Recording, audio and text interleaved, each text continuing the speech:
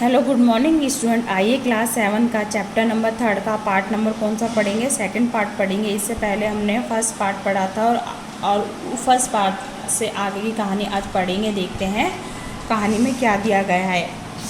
यहाँ तक तो आपने पढ़ ही लिया था। यहाँ पे दोनों बच्चे एक दूसरे के ऊपर रंग लगा रहे थे। तो जो जाधव राव थे वो क्या कहते हैं, कितनी अच्छी सुंदर जोड़ी है। तो इससे आगे की कहानी हम पढ़ते हैं, देखते हैं ये क्या कहा गया आगे की कहानी में।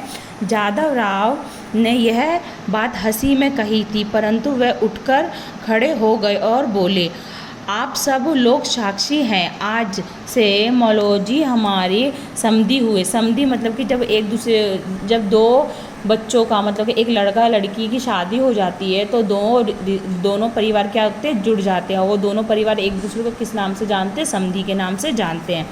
उस तब समाप्त होने के बाद जब जाधव राव ने अपनी पत्नी को यह बात सुनाई तो वह क्रोध में आकर पति से बोली, इस साधारण सिपाही की पुत्री के साथ साधारण सिपाही के पुत्र के साथ मेरी पुत्री का विवाह नहीं हो सकता। दूसरे दिन जाधव राव ने मौलौजी को नौकरी से निकाल दिया। मौलौजी अपने गांव को लौट आए और खेती करने लगे। कालांतर में मौलौजी धनी और संपन्न हो गए। जब जाधव राव ने मौलौजी को अपने महल से निकाल दिया तो मौलौजी अपने कहाँ लौट आए थे? गांव लौट आए थे। वहाँ जाकर उन्होंने क्या शुरू कर दी? खेती बाड़ी शुरू कर दी। जब खेती बाड़ी उन्होंने शुरू कर दी तो जो खेती बाड़ी में काम होता था, जो भी खेती की जाती थी, उसको बेचकर वो क्या बन गए? उस सामान को बेचकर वो धनी और संपन्न हो गए। इस संबंध में एक कथा प्रसिद्ध है। एक दिन मौलौजी ने एक विशाल सर्प को बिल से बाहर आते हुए और थोड़ी देर बाद फिर उसी में घुसते हुए देखा। जो मौलौजी थी उन्होंने एक दिन एक सर्प को मतलब कि एक सांप को बिल से आते हुए देखा और बिल में दोबारा घुसते हुए देखा। उन्होंने सुन रखा था कि सर्प जमीन में गड़े हुए धन की रक्षा करता था। जो मौलौजी थे उन्होंने क्या सुन रखा था? जो सांप होते हैं वो क्या करते हैं? जमीन में गड़े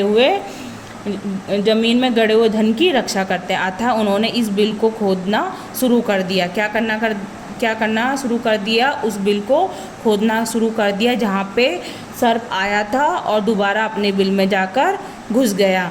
उन्होंने खोदना शुरू कर दिया। उसमें उन्हें स्वर्ण मुद्राओं से भरी लोहे की 7 कढ़ाइयाँ मिली। कितनी कढ़ाइयाँ मिली? 7। और वो कैसी थी? स्वर्ण मुद्राओं से भरी, मतलब कि सोने से भरी हुई 7 कढ़ाइयाँ उन्हें मिली। इस धन से उन्होंने बहुत से तालाब, कुएं बनवाए और बहुत से मंदिरों का जीर्णोद्धार करवाया।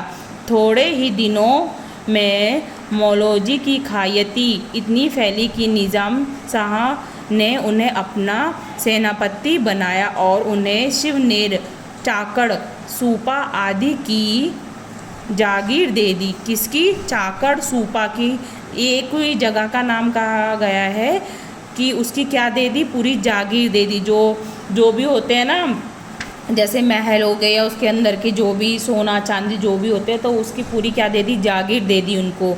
अब निजाम शाह के कहने से जाधव राव ने अपनी पुत्री जीजाबाई का विवाह मौलौजी के पुत्र शाहजी भोसले के साथ करा दिया। इस विवाह में स्वयं निजाम शाह भी उपस्थित थे।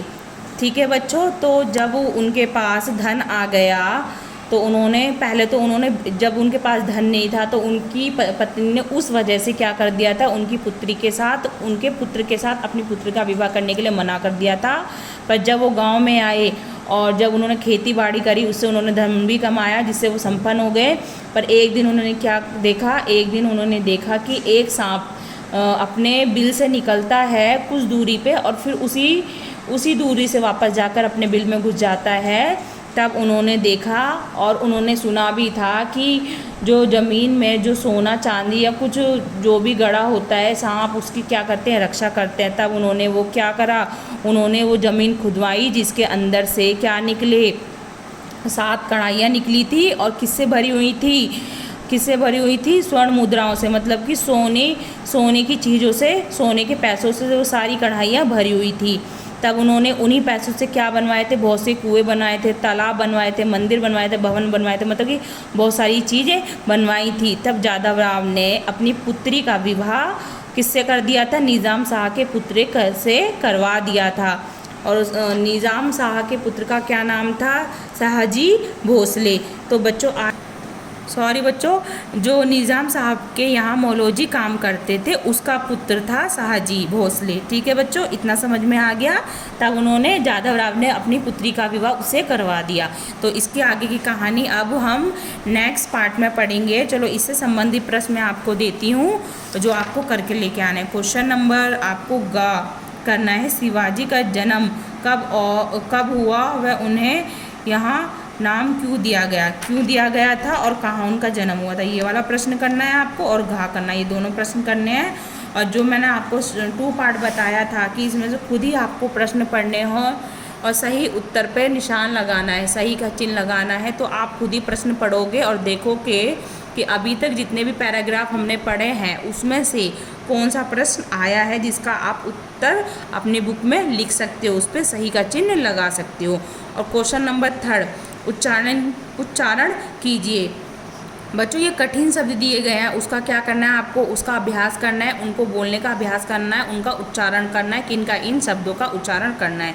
तो बच्चों आगे की क्लास हम नेक्स्ट पार्ट में पढ़ेंगे। आज की कहानी यहीं समाप्त होती है, अगली क्लास में हम मिलते हैं।